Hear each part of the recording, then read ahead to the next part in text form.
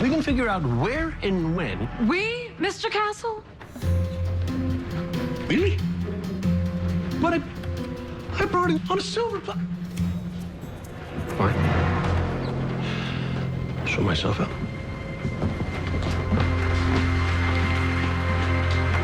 We were all after the same thing, justice.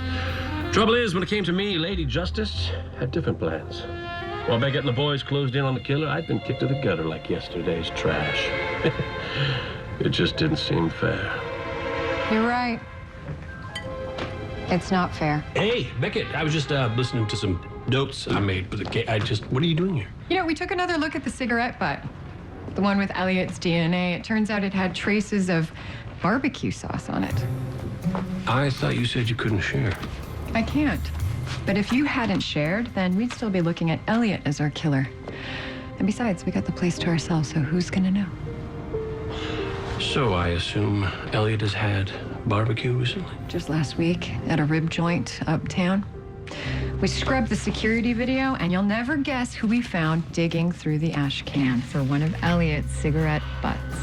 No way. That's our Michael Clayton? Likely hired by whoever's behind all of this to befriend Shayna, whisper in her ear, and urge her to investigate. And who ensured we follow the trail to Radnor. Oof. I wish I could see that look on their face when you slapped the cuffs on them. Yeah, well, maybe you can.